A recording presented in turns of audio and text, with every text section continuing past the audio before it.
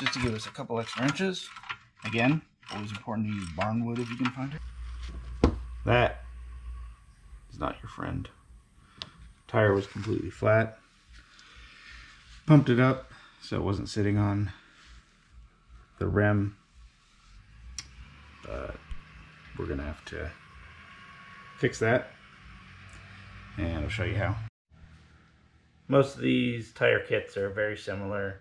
Some have more than others, but they're all gonna have very similar stuff, at least the basics. You have a rasping tool and some of these goo pieces that help keep everything so stuck together on the inside that you won't be leaking air.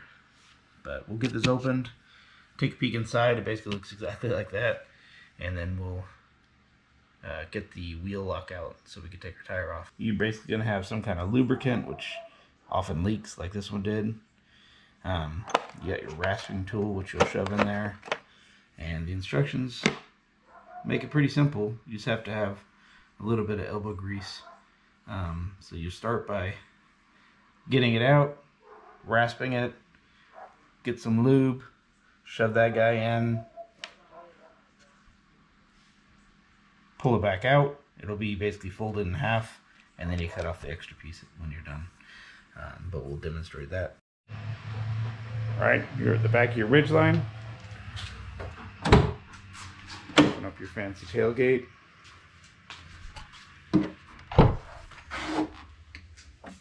We have our wheel lock under here, so we need to unscrew these guys. Yep, and we'll do the other one here.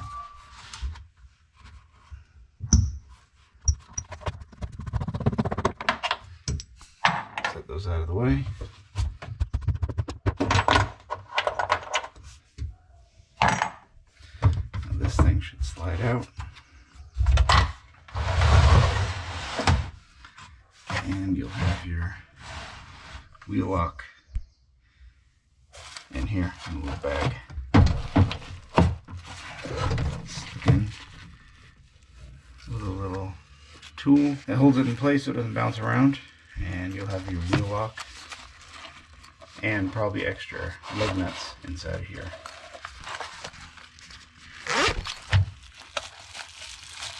There's your wheel lock. Fits on there on your wheel lock, and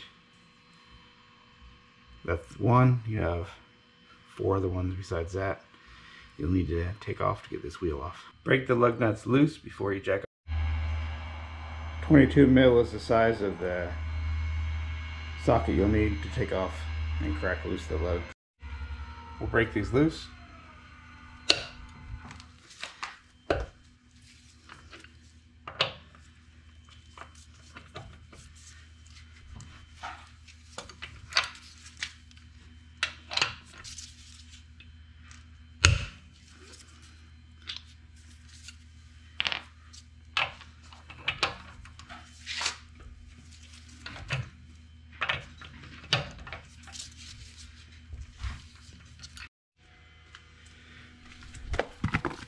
Chalk the wheel before we jack it up. That's the front wheel. Back wheel is the one we're going to be working on, and then we'll jack up the back. I'm going to go for the easiest place to jack, which is just going to be on this toe hitch here.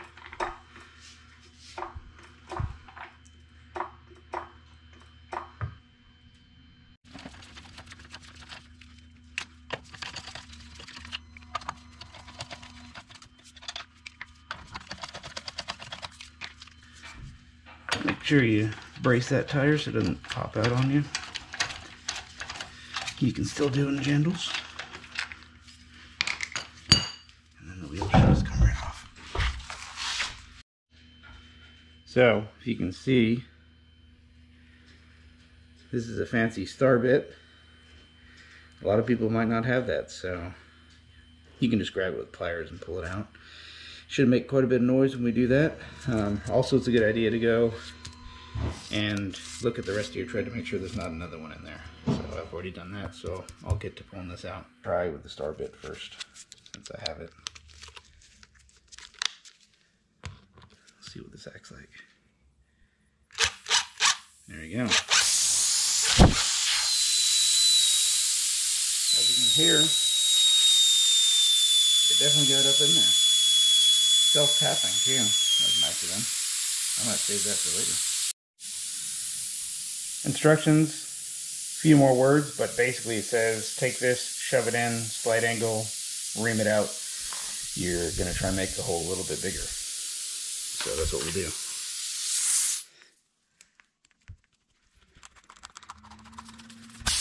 More air is coming out, so obviously we made it a little bit bigger. You can feel the metal bands when you start twisting it in there.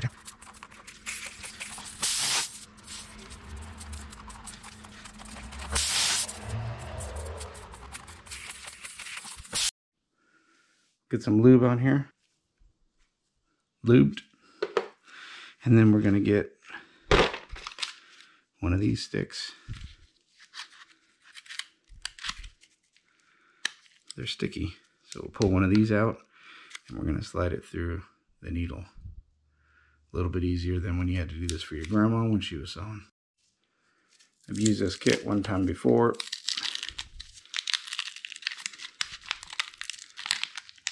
So one is missing. As you can see, it hasn't lost any of its stick. Basically, you want to get one end of it flat so you can start putting it through, and then we'll grab it with a pair of pliers. I suggest wearing gloves, because at least if it sticks to the glove, it's not sticking to your hand.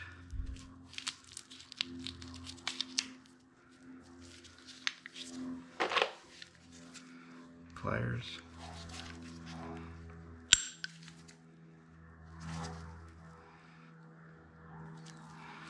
Center it. Looks about centered. So that's what it looks like before we start trying to shove it in the tire. This is it's going to be a challenge because this is pretty deep tread here.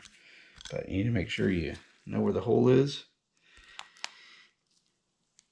And start pushing in there.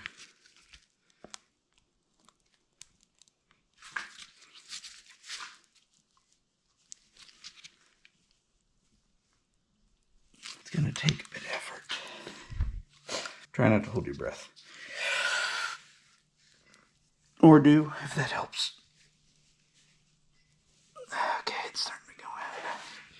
And you want to leave it sticking out about 1/2 inch to 1 inch is what it says, but this thread, the tread is quite deep, so I'm going to leave it on the shorter end, about like that. So we're going to need to push this piece, round piece here, down while we pull up on this, which we're going to do here. There we are. And as you can see, we're still sticking out there a little bit, and we're going to cut those little pieces off. Make sure you have a sharp knife, longer blade, where you can get it nice and flat in there. Slice this extra piece off here.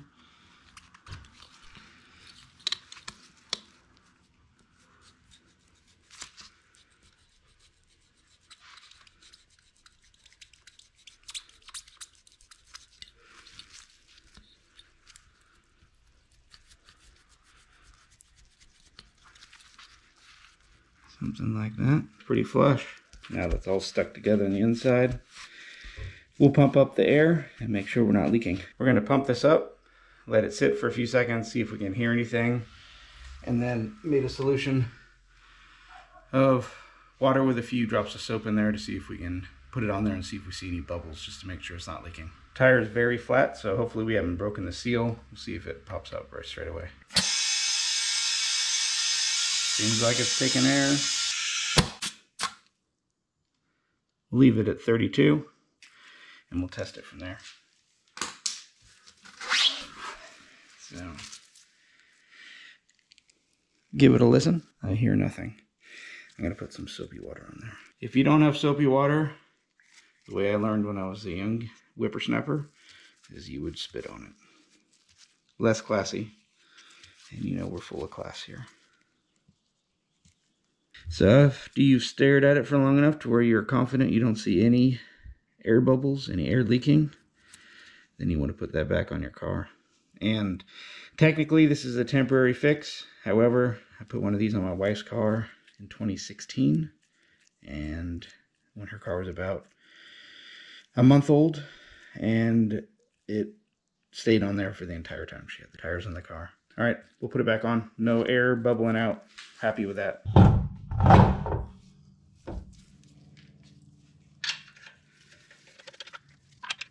Get your lug nuts started.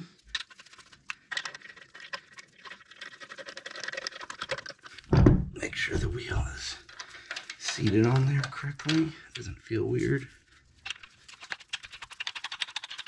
I like to get them just snug enough to where you know nothing's going to move when you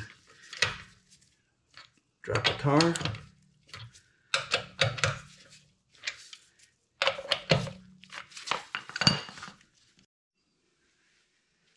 Or lower the truck.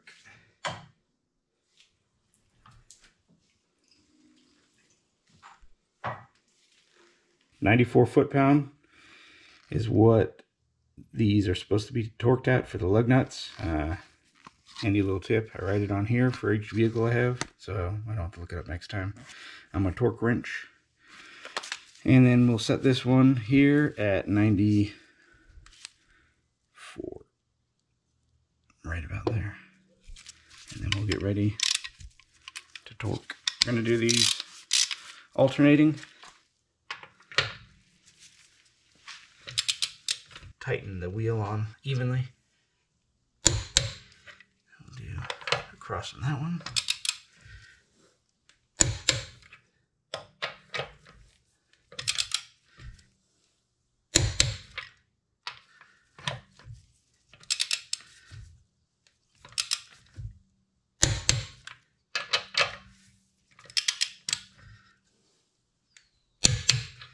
And then just to double check one time.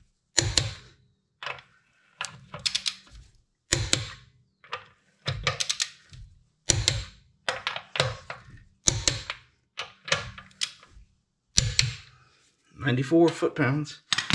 The wheel's on, it has air. I would check it again. It's always good to check these in a few days as well. I've never had it come loose, but doesn't mean you shouldn't check them. Just to make sure you get unlucky. I've never had one of these leak in all the years I've been doing them. Pays to stay safe. Set the instrument panel to check on your air pressure for the next few days. That's the easiest way to do it. If you have it right in your face when you're driving, you're less likely to miss it. Make sure you put your wheel lock back. Definitely not something you want to be without if you need to change the wheel. Just like you found it. Remember that little piece of elastic was holding it on there? Tuck it right in. Kind of sits in there so it doesn't bounce around. Slide that back in place. You have to line up these holes here.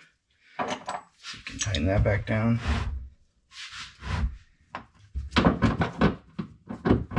On there. On there. Grab your wheel chucks. You don't want to forget those. Alright, we're gonna hit the start button a couple times so we get our dash ready to go. And then we're gonna change our options to sit on the tire. So as you can see, what I just did was the left rear. It's sitting a little bit lower at 31. I'm gonna top that up and I'm gonna keep an eye on that. So that hasn't changed since we pumped it up, but it's a pound lower than the other ones in the car when I check it, so I'm gonna try and have it match those. They're all the same. That should be good. Now we'll keep an eye on that.